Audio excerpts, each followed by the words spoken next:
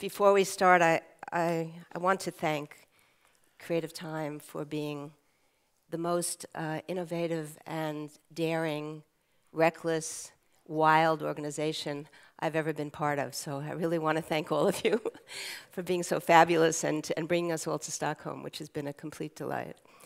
I want to just say, before I begin and ask Amar some questions, I would like to just say something about why I think the work is so important. And it's hard with Amar because he's very shy, so hard to talk in front of him about himself.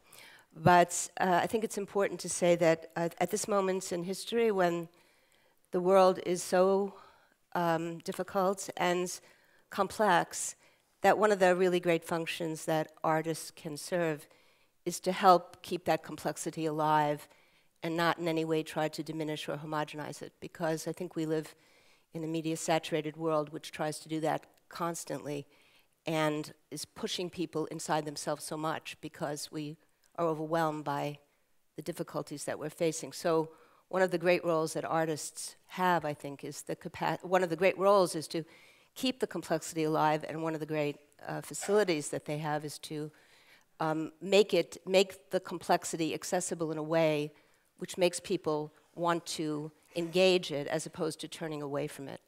And I think one of the great gifts that Amar has is the capacity to use beauty and elegance, sound, image, to seduce us into the problem as opposed to seducing us away from the problem. So I wanted to also just say how I met Amar.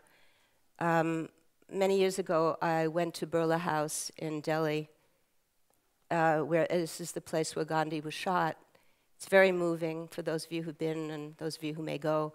And what's particularly moving is a very simple memorial to Gandhi, which is just the raised platform of his feet as he walked to the place where he was assassinated to give one of his talks for the last time. He never got there.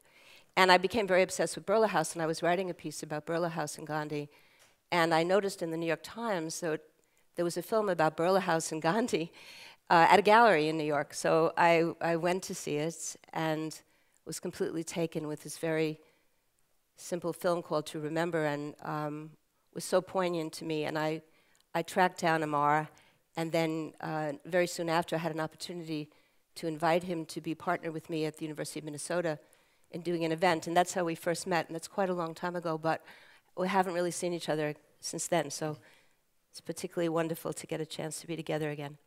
Can you talk about Love Story? Can you talk about the origin of it and its relationship to the very large project of the Sovereign Forest?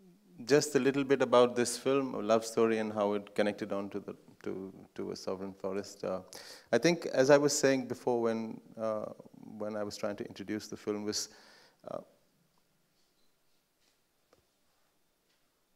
I think I've reached a point when, at least I define it as a kind of exhaustion with super articulation. And what is super articulation? I felt after, I mean, in a way, I started off by saying that I think we need to dialogue, and many years ago, and that it was important for us to talk to each other, and therefore, obviously, listen to each other. And if one were to be able to dialogue, one would be able to move forward. And after some years, I found, I kind of felt like retreating from that position, because even the dialogue became super articulate on each side, and everybody had their own configurations, arguments, positions.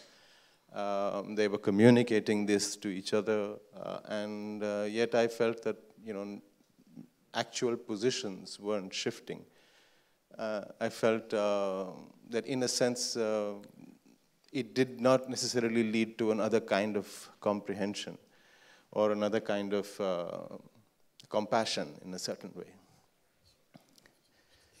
And so I think I stepped back from dialogue a little bit, and which was probably the first time I began to kind of a bit more consciously work on trying to understand, say, the multiplicity of time, to see if there was a way to actually dialogue, or if there was a way to cut through a kind of a stasis or a status quo of super articulation through an understanding of multiple time, which in a sense then led me to look at poetry, first in a narrower sense and then possibly in a wider sense of a kind of terrain to get into, rather than a terrain where two people are actually speaking to each other. Therefore, when I came to this film, I felt like even retreating even further from time and poetry, even though there is that here in the film, and felt I need to withdraw that before I even learn, in a sense, poetry, or before I even learn how to talk or to dialogue or to listen, I perhaps need to figure out and learn how to look. And so this was my, I kept on going back, and that's when this film happened, in a sense. When you say dialogue, who were you in dialogue with, or was that dialogue in your own mind, and you were making work which you felt was reflecting that conversation that you were having internally, or was it actually a political dialogue you were engaged in?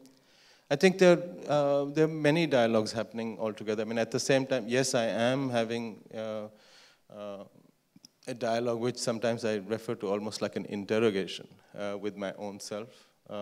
There is a dialogue that one is having continuously, and I keep trying to show and have dialogue with different audiences. But in this context, the dialogue that I'm referring to is actually dialogues between adversaries, between political positions, between different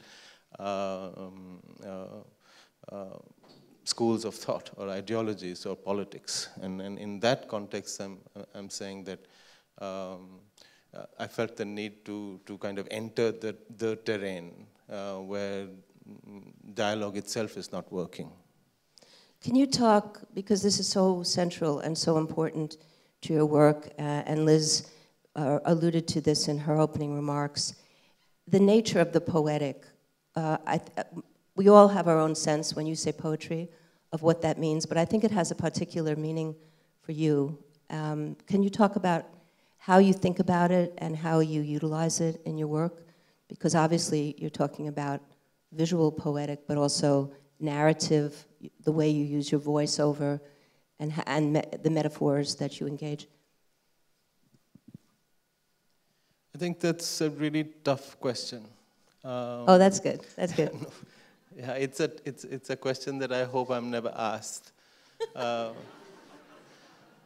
because it's always easier to answer and show the work rather than to describe it or describe the essence of it. And almost every time I attempt an answer, I feel that it's inadequate, and I'm sure this one will as well be. I was going to give you an out, but I'm going to let you try it. Go for it.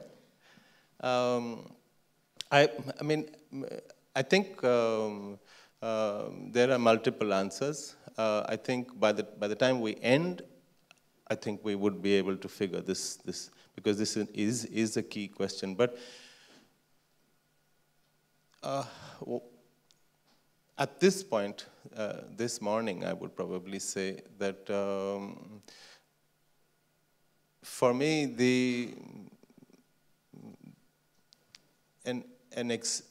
a set of experiences, if there is a method which actually simultaneously opens up a set of experiences, and not only does it open them up, but at a certain point, there is a synchronicity that occurs between these experiences. And each of these experiences are certain kinds of comprehensions, I would say.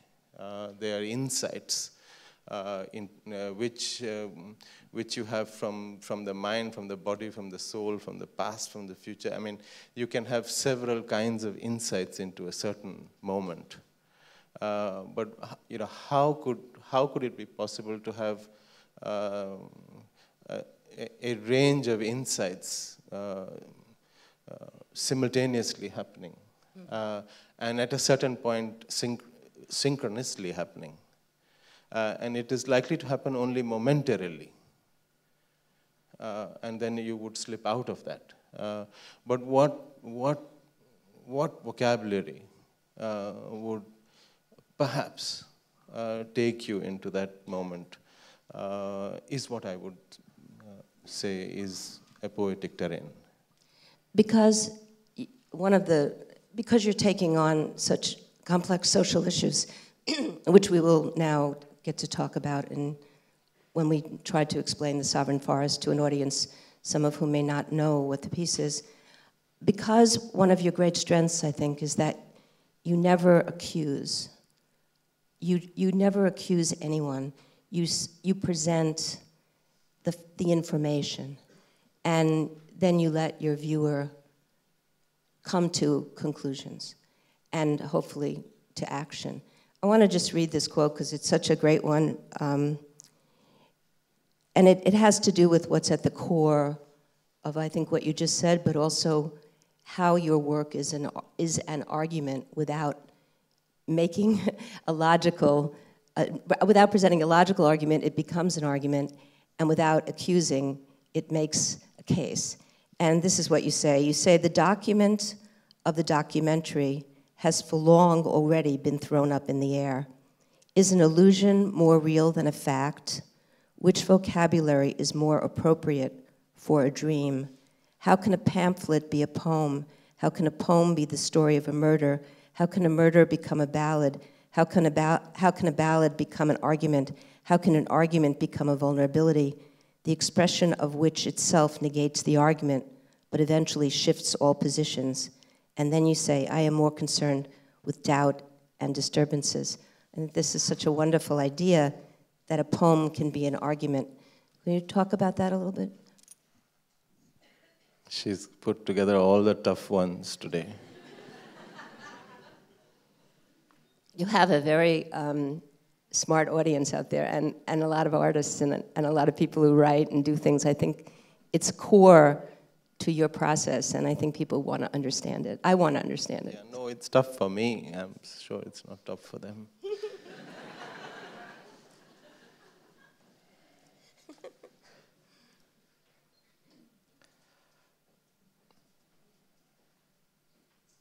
Okay, I think you can start pretty much from anywhere with this. I mean, I'd start off with the whole question of accusation. And I found quite early that there was some sense in that if one wanted to get there, it was possible to get there by going in the opposite direction. So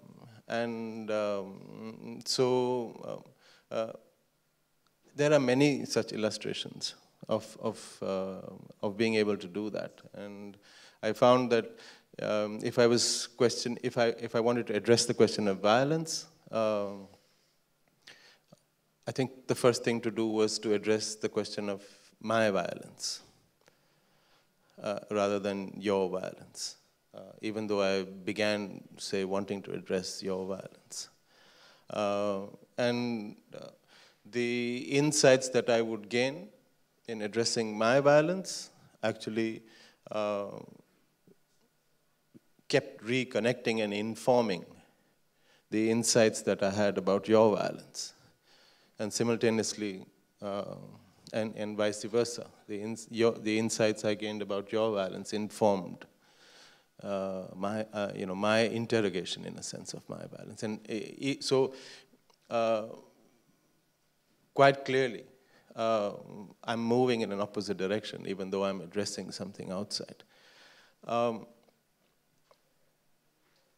At another point, I felt that it was that if you were to look at any philosophical tradition, Western, definitely Eastern, Asian traditions, you would find, whether it's Hindu, Islam, Buddhism, or any spiritual, even varying spiritual traditions at different points in time, you would find that there is a continuous attempt at understanding and trying to understand what is real. And there are so many very interesting, deep, sophisticated analysis presented continuously of mundane events, daily events, reality, illusion, oneself, meaning of existence, and so on. But we are constantly dealing with trying to comprehend reality and how it plays and why it plays out in this particular manner.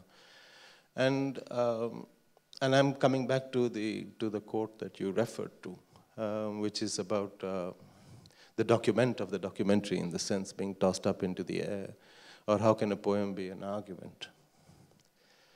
How can a ballad be an argument? How can a pamphlet be a poem? And when you look at these traditions, it seems that we, in our own practice and in our own work and in our own narratives, and I felt definitely in my own, there was such a rich tradition of comprehending or attempting to comprehend reality that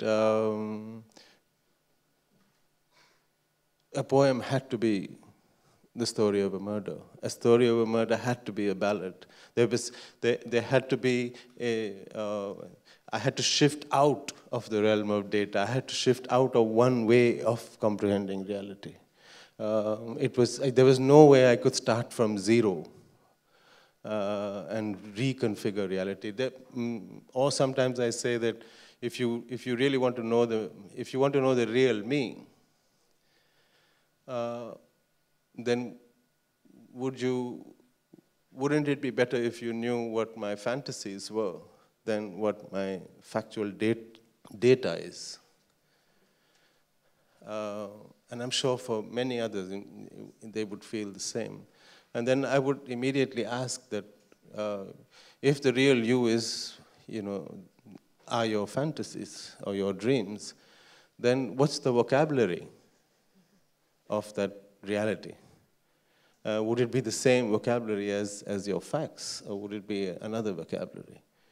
And I think these are the interrogations, in a sense, that led me to making that statement, that led me to moving from love to murder, from life to death, and so on. Let's ground this a little bit in the sovereign forest, and can you talk about what led you to Odisha, and can you talk about the project and the complexity of the project, because everything that you're referring to is embedded in that project. I'm referencing this one because it's the most recent and it's the most complicated and largest of all your projects. What led me to Odisha was... should tell people where it is, too. Odisha is a state in eastern India, central eastern India. And I would just, point out to maybe in the late 90s was when I started to look at a lot of research data, very basic, simple data about who was visiting India at that time. And this is the time when the so-called growth story begins. This is the time when the economy is supposedly opening up. And I started to track down meetings that were taking place between corporations, heads of states, representatives of different corporations in different parts of the country, and essentially plot the terrain geographically where these meetings were taking place,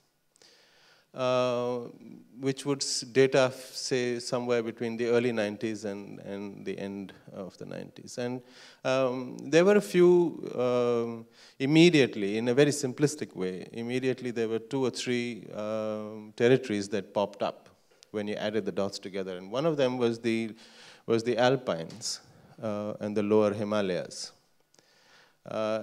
quite clearly being targeted by pharmaceutical companies. Another area that was being targeted was the coastlines, quite clearly ports, and dozens of ports were to be built, coastal commercial fish culture and the other area that was obviously targeted were the mineral belts. And Orissa was one area where I kept seeing just about every single corporation from any part of the world sending their representatives. I think that was just the beginning. I traveled in all these areas, up north and along the coast and in different parts. But going to Orissa repeatedly brought out 2 or 3 things at that time. And I started filming really in the late 90s. The 3 things that it brought out to me was that this was very clearly the next area of target. There was no doubt about it. It had one of the largest reserves of bauxite, iron ore, forests, water. The second thing that struck me was that it was very, very well planned. They had foreseen this entry by a good 10 years. If you started to join the dots even further, and I often take the illustration of a road that began from nowhere and ended nowhere, which is that you would find in an interior area, in a forest area, or in an indigenous area, a perfectly tarmacked road. And it's only several years later that you found out that that road actually fitted into a plan that was conceived of industry, of refineries, of water and supply that fit. But it was 10 years ahead. So I understood that this was organized. And the third thing that I learned was that actually there were several autonomous resistances on the ground in different hamlets, in different villages, in different communities that were already taking place, and that the entry had already had happened. And that they were trying to comprehend the meaning of this, and they were resisting, and it had already been 5 to 6 to 7 years of some incredible, almost unknown resistances. And that they seemed to understand what was happening. And so I started to go there much, much more and learned a lot. And I think that's the beginning of entering and working in that area. Yes, the severity, I mean, we're talking about not one mine, not one mountain, or not one forest being taken. We're talking about hill ranges being sold. We're talking about rivers being sold. We're talking about dozens of steel plants, dozens of power plants. We're talking about very, very large scale of extraction, which we had seen in adjacent states, but we're talking about very, very kind of, the stakes are very high, the volumes are very high of what is being extracted and taken out. So I think all these things, kind of drew me into working there. Can you talk, because this is so much part of your piece, about the consequences to the indigenous populations? What was actually happening and what has happened? And perhaps how you have reflected that in this multi-formed thing called the sovereign forest? Many questions, but first and foremost, it's not only the indigenous populations. There are other communities and farming communities as well. And we're also talking about very large areas of land. And I mean, in the limited amount of time we have here, I think it would be perhaps appropriate just to say that we're probably witnessing, or have been witnessing, perhaps the largest land grab that you have seen in maybe anywhere, cumulatively at one point, in terms of territory, in terms of number of people being evicted, displaced, in terms of volumes of resources being taken out. And we are also seeing a kind of coming together in bits and pieces, but I think now pretty much perfectly. We are seeing a coming together of international governments, international corporations, Indian government, the police, the judiciary, political parties, local politicians. I think they're all coming together and aligning in a way, and even an electoral process. I mean, I think when you were referring to the Gandhi film, to remember, one of the reasons why I made that film in 2003 was that that was the first time we had I think, in India, electorally, a chief minister or a political party asking for democratic approval through an election of murder, for murder. And this is in the context of religious violence in Hindus and Muslims. So in a sense, there was an election in 2003, where the election, very similar to the war on terror in a sense. The war on terror also asked electorally and democratically for the right to attack, to kill, to take revenge.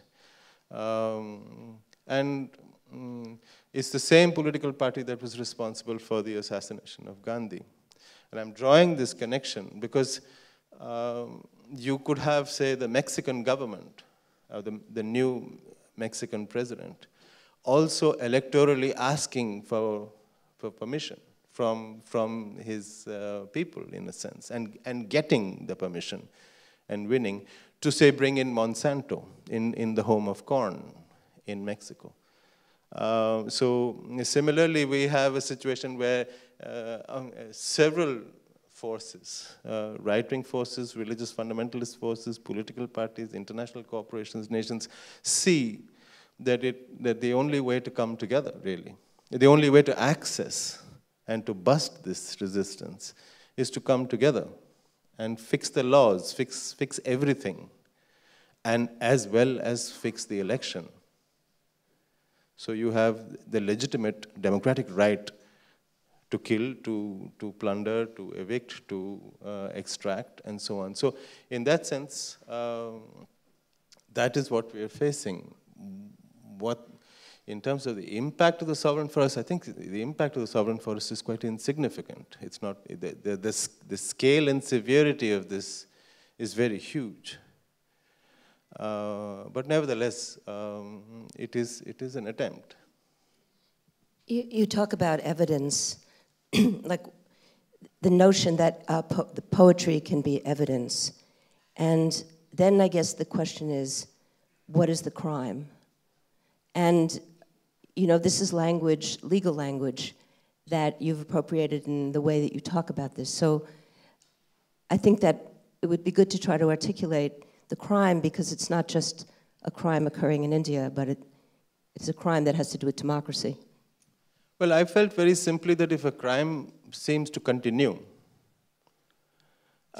then I kept asking, why is it continuing? I mean, is there not enough evidence? Are we not being able to see it? Or is there a lot of evidence and we can't see it?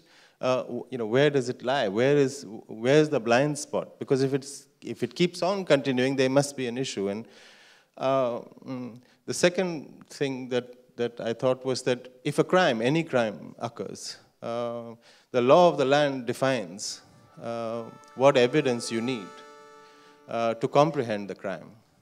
An investigation takes place, the investigating agencies prepare evidence, the evidence is tabled before the judicial system comes to conclusion and makes a conclusion about the crime. Is that conclusion that we all follow, in a sense? And I just felt that what if the law defined permissible evidence incorrectly? So only that evidence is being tabled that the law thinks is permissible to be able to understand the crime, if at all the prosecution gathers that evidence in the first place. But if the definition of what is valid and invalid itself is incorrect, then how do you comprehend the crime? And so in that sense, that's where I came in, which is, or I proposed that, you know, is it possible? I mean, so let me place inadmissible evidence. Let me place invalid evidence. Let me place poetry formally alongside your valid, admissible forensic evidence to understand the crime. We're being exited, but I thought I would just pose a question that we could just put out to the audience, actually, since we won't have time to continue. But the question really is, how can it be that people can see a crime and understand the crime is taking place and not act? And if people don't act, is it because they feel overwhelmed by the nature of the crime? Or is it because they haven't seen a way that they could affect the crime, or is it because the crime is in some way advantageous to them, and therefore it's not advantageous to stop it? Those are the questions I think we're all facing on a very large scale. I want to thank the Annenberg Foundation and Liz Sorensen for giving us such a wonderful chance to have also this conversation and the conversation that we had earlier this week with others. And I want to thank you all for being such an attentive audience. Thank you.